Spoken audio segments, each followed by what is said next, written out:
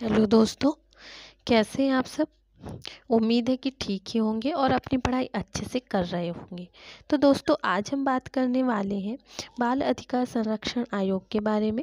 इससे पहले हमने राष्ट्रीय हरित अधिकरण को कंप्लीट कर लिया है। उसके मैंने इम्पॉर्टेंट क्वेश्चन वन लाइनर बता दिया है। आज हम पढ़ेंगे बाल अधिकार संरक्षण आयोग। तो चलिए हम देख लेते हैं कि बाल अधिकार दोनों की परिभाषा अलग अलग, दोनों के अर्थों को जानेंगे। उसके बाद हम आगे बढ़ेंगे। तो सबसे पहले हम जान लेते हैं कि बच्चा कौन है, बाल कौन है। तो दोस्तों, बच्चों के अधिकार पर संयुक्त राष्ट्रों के सम्मेलन के आर्टिकल 1 में 18 वर्ष से कम उम्र के व्यक्तियों को बच्चा परिभाषित किया गया है। 0 से 18 वर्ष, 0 से 18 वर्ष तक का जो भी व्यक्ति होगा वह बच्चे की श्रेणी में आएगा और उन्हीं के अधिकारों की बात यह आयोग करता है। उनके अधिकारों के संरक्षण की बात यह आयोग करता है। एक और जगह किशोर न्याय, बच्चों की देखरेख और संरक्षण अधिनियम 2015 की धारा 2(12) में भी यह कहा गया है कि 0 से लेकर 18 वर्ष तक का जो भी व्यक्ति होगा वह बच्चे की श्रेणी में आएगा। अब हम देख लेते हैं इनके अधिकार के बारे में। तो अधिकार की अगर हम बात करें तो दोस्तों, अधिकार का अर्थ भी थोड़ा बहुत हम जान लेते हैं। अधिकार एक दावेदारी है जिसका सम्मान करना, सुरक्षा देना या पूरा करने का दायित्व दूसरों के ऊपर होता है। जैसे कि अभी जो संरक्षण देगा यह आयोग बच्चों को, तो यह किसी दूसरे के द्वारा दिया जाएगा। उसमें अध्यक्ष होंगे, सदस्य होंगे, इन लोग इनका संरक्षण करेंगे बच्चों का। अब हम देखते हैं बाल अधिकार की परिभाषा। तो दोस्तों, बाल अधिकार की परिभाषा UNCRC बच्चों के अधिकार की परिभाषा देता है कि 18 वर्ष से कम उम्र के प्रत्येक नागरिक को दिए जाने वाला हक तथा स्वतंत्रता जो बिना किसी प्रजाति, राष्ट्रीयता, रंग, लिंग, भाषा, विचार, मूल, उत्पत्ति, धन, जन्म, स्थिति या सामर्थ्य का भेदभाव किए सभी जगह सभी व्यक्तियों पर लागू हो, है ना। इनका भेदभाव किए बिना सभी जगह सभी व्यक्तियों पर लागू हो, किए बिना सभी जगह सभी व्यक्तियों पर लागू हो, यही बाल अधिकार है। यही बाल अधिकार की परिभाषा है। तो दोस्तों, ये क्या होता है कि जो बच्चे हैं उन्हें हर चीज़ का अधिकार मिलना चाहिए, हर जगह उन्हें स्वतंत्रता मिलनी चाहिए। अब जान लेते हैं दोस्तों कि बाल अधिकार क्या है, इनके प्रकार। तो बाल अधिकार के प्रकार जानेंगे हम। तो बाल अधिकार के प्रकार में जीवन का अधिकार, बच्चों को जीवन का अधिकार प्राप्त है। उन्हें हर जगह आने जाने की स्वतंत्रता है, जीवन जीने का अधिकार होना चाहिए। उन्हें किसी प्रकार की रोक टोक नहीं होना चाहिए। प्रत्येक जगह उन्हें जीवन जीने का अधिकार होना चाहिए, है ना। विकास करने का अधिकार, उन्हें विकास करने का अधिकार भी मिलना चाहिए। क्या होता है कि बाल विवाह, जैसे कि बाल विवाह में लड़कियों की शादी जल्दी कर दी जाती है, 12-13 साल में ही लड़कियों की शादी कर दी जाती है। तो उससे क्या होता है, उन्हें विकास करने का अवसर ही नहीं मिलता और वह घर गृहस्थी में बंद कर रह जाती है और विकास का कोई अवसर उन्हें दिया ही नहीं जाता। संरक्षण का अधिकार, किसी प्रकार की कोई घरेलू हिंसा हो जाती है बच्चों के साथ में या और भी कई प्रकार से उनके साथ उन्हें अवैध व्यापार कराया जाता है, तो यह सारी चीज़ें करने से उन्हें संरक्षण देने के लिए इस आयोग का गठन किया गया है। भागीदारी का अधिकार, उन्हें हम उम्र बच्चों के साथ बैठने का अधिकार दिया जाना चाहिए, भागीदार बनने का अधिकार दिया जाना चाहिए, जिससे कि वह आगे जा सके। तो ये सारे जो अधिकार हैं, जीवन का अधिकार, विकास करने का अधिकार, संरक्षण का अधिकार, भागीदारी का अधिकार, यह अधिकार बच्चों के लिए हैं और बच्चों को यह अधिकार मिलना चाहिए, इसीलिए इस आयोग का गठन किया गया है। अब दोस्तों, अब हम जान लेते हैं इसके सामान्य परिचय के बारे में, जो कि एक आयोग की रीढ़ की हड्डी होता है, सामान्य परिचय, जिससे सीधे सीधे क्वेश्चन हमारे एग्जाम में आते हैं। तो चलिए देखते हैं हम इसकी स्थापना। राष्ट्रीय बाल अधिकार संरक्षण आयोग की स्थापना कब हुई थी? इसकी स्थापना हुई थी 5 मार्च 2007 को। इसकी प्रकृति क्या है? सांविधिक और सलाहकारी निकाय है। आधार तो बाल अधिकार संरक्षण आयोग अधिनियम 2005 की धारा 3 के अंतर्गत राष्ट्रीय बाल अधिकार आयोग को लाया गया है। तो धारा 3 के अंतर्गत इसे लाया गया है, बाल अधिकार संरक्षण आयोग अधिनियम 2005 के अंतर्गत। राष्ट्रीय बाल अधिकार संरक्षण आयोग का उद्देश्य क्या है? इसका उद्देश्य है 0 से 18 वर्ष के बच्चों के अधिकारों का संरक्षण करना, जो कि मैंने अभी आपको 4 अधिकार बताए, उनका संरक्षण करना ही इसका मुख्य उद्देश्य है। राष्ट्रीय बाल अधिकार संरक्षण आयोग का मुख्यालय है नई दिल्ली में। इसका नोडल मंत्रालय है महिला एवं बाल विकास मंत्रालय, इसका नोडल मंत्रालय है। प्रथम अध्यक्ष की अगर हम बात करें तो शांता सिन्हा इसके प्रथम अध्यक्ष हैं और वर्तमान अध्यक्ष हैं प्रियांक कानूनगो। नाम याद रखिएगा दोस्तों, काफ़ी ज़्यादा इम्पॉर्टेंट है। वर्तमान अध्यक्ष हैं प्रियांक कानूनगो और प्रथम अध्यक्ष हैं शांता सिन्हा। दोस्तों अब हम आयोग की संरचना के बारे में बात कर लेते हैं। तो इसका स्ट्रक्चर है 1+6 का। तो 1+6 में इसमें 2 महिलाएं अनिवार्य हैं, 2 महिलाओं का होना जरूरी है। इसमें 6 में 2 महिलाएं होनी चाहिए, यह कहा गया है इसकी संरचना में। तो सबसे पहले हम देख लेते हैं एक अध्यक्ष जो होगा वह केंद्र सरकार द्वारा नियुक्त किया जाएगा, लेकिन केंद्रीय महिला एवं बाल विकास मंत्री की अध्यक्षता वाली 3 सदस्यीय समिति बनाई जाएगी। उसके आधार पर केंद्र सरकार अध्यक्ष का गठन करेगी, है ना, अध्यक्ष की नियुक्ति करेगी। इनकी योग्यता देख लेते हैं अध्यक्ष की। तो अध्यक्ष की योग्यता है बच्चों के कल्याण एवं संवर्धन में अच्छा कार्य का प्रदर्शन करना। बच्चों के कल्याण के लिए योजनाएं एवं संवर्धन के लिए में अच्छा कार्य अगर जिन्होंने किया है तो वही इसका अध्यक्ष बन सकता है। अब सदस्यों की बात करते हैं दोस्तों। तो इसमें होंगे 6 सदस्य। तो सदस्य में 2 महिलाएं होंगी, ये इम्पॉर्टेंट है, 2 महिलाएं होंगी। तो इनकी नियुक्ति जो होगी सदस्यों की वह भी केंद्र सरकार के द्वारा की जाएगी और योग्यता इनकी होगी शिक्षा, बाल कल्याण, मनोविज्ञान, समाजशास्त्र, बाल कष्ट निवारण में नाम एवं उत्कृष्ट प्रदर्शन जो भी व्यक्ति करेगा वही राष्ट्रीय बाल संरक्षण आयोग का सदस्य बनेगा। कौन कौन? शिक्षा, बाल कल्याण, मनोविज्ञान, समाजशास्त्र, बाल कष्ट निवारण में नाम एवं उत्कृष्ट प्रदर्शन प्राप्त व्यक्ति ही इसका सदस्य बन सकता है। तो पता चल गया ना आप लोगों को कि सदस्य की भी नियुक्ति केंद्र सरकार करेगी, अध्यक्ष की भी नियुक्ति केंद्र सरकार करेगी, लेकिन केंद्रीय महिला एवं बाल विकास मंत्री की अध्यक्षता वाली 3 सदस्यीय एक समिति गठित की जाएगी, उसके आधार पर अध्यक्ष की नियुक्ति की जाएगी। अब दोस्तों बारी आती है कार्यकाल की। अध्यक्ष तो हमने बना लिया, सदस्य भी हमने बना लिया, केंद्र सरकार द्वारा दोनों अध्यक्षों की नियुक्ति भी हो गई। अध्यक्ष की नियुक्ति हुई तो केंद्र सरकार द्वारा केंद्रीय महिला बाल विकास मंत्री की अध्यक्षता वाली 3 समिति के द्वारा अध्यक्ष की नियुक्ति भी हमने कर लिया और सदस्य की नियुक्ति भी हमने कर लिया केंद्र सरकार द्वारा। अब दोस्तों जो अध्यक्ष और सदस्य होंगे तो उनके कार्यकाल क्या होंगे? तो कार्यकाल होंगे 3 वर्ष और 65 वर्ष अध्यक्ष का होगा, सदस्य का होगा 3 वर्ष और 60 वर्ष।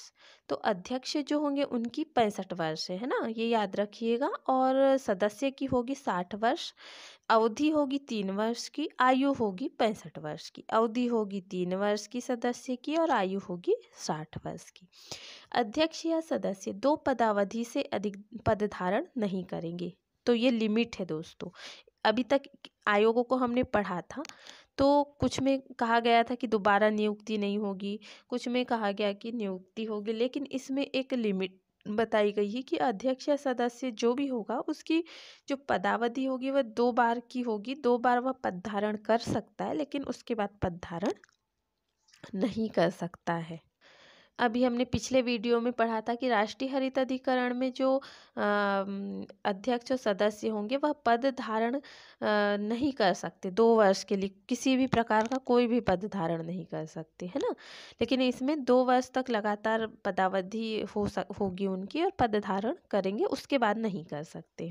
अब त्यागपत्र की अगर हम बात करें तो त्यागपत्र होगा केंद्र सरकार को हस्ताक्षर सहित लेख द्वारा ये त्यागपत्र सौंपेंगे। किसे सौंपेंगे? केंद्र सरकार को ही। तो दोस्तों देखिए, इसमें केंद्र सरकार का ही नाम आ रहा है, केंद्र सरकार का ही जो राष्ट्रीय बाल संरक्षण आयोग है, इसमें केंद्र सरकार का रोल हमें ज़्यादा दिखाई दे रहा है ना। तो ये याद रखिएगा, कन्फ्यूजन नहीं है इसमें ज़्यादा कुछ भी, केंद्र सरकार ही याद रख लीजिएगा, इसमें ज़्यादा कन्फ्यूजन नहीं रहेगा हमें।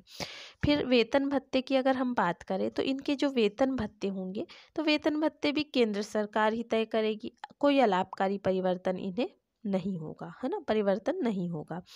पद से हटाना, तो दोस्तों केंद्र सरकार के आदेश द्वारा ही इन्हें पद से हटाया जाएगा। तो इसमें कन्फ्यूजन नहीं है, हमें बस जैसे ही राष्ट्रीय बाल अधिकार संरक्षण आयोग का नाम आया तो हमें केंद्र सरकार को पकड़ लेना है ना, केंद्र सरकार को हमें पकड़ लेना है कि भैया इसमें केंद्र सरकार का ही रोल है ना। असमर्थता या कदाचार के आधार पर, तो दोस्तों सारे आयोगों में हमने ये पढ़ा है कि अगर व्यक्ति दिवालिया हो गया हो, अध्यक्ष या सदस्य लाभ का पद धारण कर लिया हो, कार्य करने में असमर्थ हो, लेकिन ये नहीं पढ़ा था कि बिना अनुमति 3 बैठकों में अनुपस्थित रहता हो। तो इससे इस पद को याद रखिएगा, क्योंकि ऑप्शन में पूछ सकता है वो कि केंद्र सरकार द्वारा राष्ट्रीय बाल संरक्षण आयोग के अध्यक्ष या सदस्य को केंद्र सरकार द्वारा कब हटाया जाएगा। तो उसमें ऑप्शन दे देगा लाभ के पद पर ना हो, या और एक ऑप्शन वो क्या दे देगा, बिना अनुमति 3 बैठकों में अनुपस्थित रहता हो। तो इस पॉइंट को ये जरूर याद रखिए कि बिना अनुपस्थिति अगर 3 बैठकों में, चाहे वह अध्यक्ष हो चाहे वह सदस्य हो, अनुपस्थित रहता है तो उसे केंद्र सरकार के आदेश द्वारा हटाया जा सकता है। लेकिन कब? जब सुनवाई के अधिकार के बाद, उन्हें सुनवाई का अधिकार होगा, उन्हें सुनने का सभी को उन्हें अधिकार दिया जाएगा, उसके बाद ही उन्हें पद से हटाया जाएगा। इसके बाद देख लेते हैं हम धारा 8 में अध्यक्ष या सदस्य द्वारा पद रिक्त होने पर।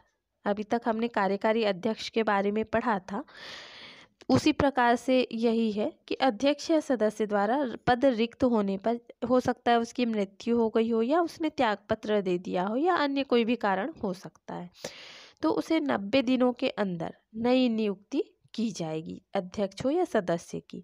तो 90 दिनों के 3 महीनों के अंदर, 3 मंथ के अंदर नियुक्ति की जाएगी और उसकी जो पदावधि शेष बची है उस अवधि के लिए नियुक्ति की जाएगी। मान लीजिए कि मैंने त्यागपत्र दे दी और मेरी 90 दिनों के अंदर दूसरी भर्ती की जानी है, तो मैंने 2 वर्ष का कार्यकाल पूरा कर लिया है, तो 3 वर्ष का कार्यकाल इसमें रहता है, अध्यक्ष हो चाहे सदस्य हो। तो 3 वर्ष के कार्यकाल में 2 वर्ष का कार्यकाल मैंने पूरा कर लिया है, बचा 1 वर्ष है, तो 1 वर्ष की अवधि के लिए नए कार्यकारी अध्यक्ष की नियुक्ति, तो यह इसमें शर्त होगी। धारा 11 में सचिव के बारे में बताया गया, तो यह नियुक्ति भी सचिव की केंद्र सरकार ही करेगी। धारा 13 की बात करते हैं, आयोग के कार्य, जो कि इम्पॉर्टेंट है, इन्हें समझना हमारे लिए आवश्यक है। तो धारा 13 में आयोग के कार्य दिए गए हैं, तो यह आयोग जो है वह बच्चों के लिए कौन कौन से कार्य करेगा इसके बारे में बताया गया है। तो चलिए दोस्तों देखते हैं, बालकों के अधिकारों का संरक्षण करना और उनका क्रियान्वयन करना, यह बाल अधिकार संरक्षण आयोग का कार्य होगा। केंद्रीय सरकार को बालकों की रक्षा के प्रति जो कार्य किए गए उसकी रिपोर्ट देना, मतलब कि बालकों की रक्षा के प्रति जो कार्य इस आयोग द्वारा किए गए हैं, तो उसकी रिपोर्ट किसे देगा? वह केंद्र सरकार को देगा कि ये कार्य हमने किया है। इसके बाद बालकों के अधिकारों की रक्षा, जो 4 अधिकार हैं उनके अधिकारों की रक्षा करना भी इस आयोग का कार्य होगा। उन सभी पहलुओं को सामने लाना जो बालकों के अधिकारों में बाधा डालते हों, जैसे कि घरेलू हिंसा, अवैध व्यापार और भी कई प्रकार की बाधाएं हैं जो बालकों के स्वतंत्रता के एवं अधिकारों में बाधा डालते हैं, तो उन्हें सामने लाना भी इस आयोग का कार्य होगा। तो एक बार और देख लीजिए, बालकों के अधिकारों का संरक्षण और क्रियान्वयन करना। केंद्रीय सरकार को बालकों की रक्षा के प्रति जो कार्य किए गए हैं उसकी रिपोर्ट देना। बालकों के अधिकारों की रक्षा, उन सभी पहलुओं को सामने लाना जो बालकों के अधिकारों में बाधा डालते हों, जैसे घरेलू हिंसा, अवैध व्यापार आदि। फिर समाज में बालकों के अधिकारों के संरक्षण के बारे में जानकारी देना, मतलब लोगों को बताना कि बालकों के ये अधिकार हैं, ये अधिकार उनके पास हैं। उनके संरक्षण में लोगों को जागरूक करना कि उनका संरक्षण इस प्रकार किया जाना चाहिए। अगर किसी भी बालक को कोई परेशानी होती है तो इस आयोग को वह रिपोर्ट दे, है ना। लोगों इस आयोग को वह बताए कि इस बालक के साथ यह अत्याचार हो रहा है। तो समाज में भी लोगों को जागरूक करना भी इस आयोग का एक कार्य है। केंद्रीय सरकार या राज्य सरकार द्वारा बनाई गई संस्था या सामाजिक संगठन का निरीक्षण करना। केंद्रीय सरकार हो, राज्य सरकार हो या जिला, इसे जो यह आयोग है इसे 3 स्तर में बांटा गया है। केंद्र सरकार, उससे छोटा राज्य सरकार और जिला, है ना, जिला स्तर पर। तो ये 3 स्तर में इस आयोग को बांटा गया है। तो ये जो भी संस्था या सामाजिक संगठन बनाती है, तो यह इस आयोग का यह कार्य होगा कि इन संगठनों का निरीक्षण वह करेगा। आयोग दूसरे आयोग या विधि से संबंधित मामलों की जांच नहीं करेगा। तो आयोग जो है, दूसरा आयोग जैसे कि महिला आयोग है, राष्ट्रीय खाद्य आयोग है या अन्य और भी कोई आयोग है, तो उनका निरीक्षण नहीं करेगा। कोई भी कानून अगर बनता है इस आयोग से हटके, तो उसका भी निरीक्षण यह आयोग नहीं करेगा। सिर्फ और सिर्फ यह अपने मामलों की जांच करेगा, राष्ट्रीय बाल अधिकार संरक्षण आयोग। शक्तियों की अगर हम बात करें दोस्तों, तो इस आयोग को सिविल न्यायालय की शक्तियां प्राप्त हैं। जैसे कि हमने पूरे आयोगों में पढ़ा है कि सारे जो आयोग हैं उनके सिविल न्यायालय की शक्तियां प्राप्त हैं। कुछ कुछ आयोग हैं जिसमें यह नहीं कहा गया है, लेकिन यह आयोग जो है इसमें सिविल न्यायालय की शक्ति इस आयोग को भी प्राप्त है। अब धारा 16 की हम बात करते हैं। सेक्शन 16 में कहा गया है कि आयोग की वार्षिक रिपोर्ट जो होगी वह किसे सौंपेगा? केंद्र सरकार को सौंपेगा, और 1 वर्ष की अवधि के अंदर वह रिपोर्ट देगा केंद्र सरकार को। तो दोस्तों जैसे ही याद रखिएगा, जैसे ही राष्ट्रीय बाल अधिकार संरक्षण आयोग का नाम आएगा, आप लोग केंद्र सरकार को याद कर लीजिएगा। आपके माइंड में केंद्र सरकार ही क्लिक होना चाहिए कि इसमें केंद्र सरकार का ही ज़्यादा रोल है। तो यह था हमारा राष्ट्रीय बाल अधिकार संरक्षण आयोग की महत्वपूर्ण जो सेक्शंस है उनके बारे में मैंने आपको बताया, उसकी संरचना के बारे में बताया। नेक्स्ट वीडियो में मैं आपको बाल न्यायालय के बारे में जानकारी दूंगी। और दोस्तों लगभग हमारा आयोग कंप्लीट होते आ ही गया है। मेरे जो वीडियो हैं आप लोग उन्हें ज़रूर देखिए, क्योंकि एकदम शॉर्ट नोट्स में और कम समय में मैं ज़्यादा से ज़्यादा जानकारी आप लोगों के लिए लाने की कोशिश करती हूँ। आप लोग ज़रूर देखिएगा मेरे वीडियो को, और प्लीज़ सब्सक्राइब भी करिएगा, लाइक भी करिएगा और शेयर भी करिएगा। दोस्तों एक चीज़ और कि आप लोग मुझे कमेंट नहीं करते, तो मेरे वीडियो को देखने के बाद कमेंट भी ज़रूर करिए और बिना स्किप किए देखिए, आपको पढ़ने में बहुत मज़ा आने वाला है और जानकारी भी मिलती है, अच्छी अच्छी बातें हमें पता चलती है। हमें बहुत सारी चीज़ें जो ऐसी है कि हमें नहीं पता है, तो वह सारी चीज़ें हमें इन सब चीज़ों के माध्यम से, वीडियो के माध्यम से पता चलती है। तो आप लोग मेरे वीडियो को ज़रूर देखिए। इसके लिए आप लोग देखते हैं मेरा वीडियो, मुझे पता है, तो उसके लिए मैं आप लोगों का धन्यवाद करना चाहती हूँ। चलिए अब मिलते हैं हम नेक्स्ट वीडियो में, तब तक के लिए बेस्ट ऑफ लक। जय हिंद, जय भारत।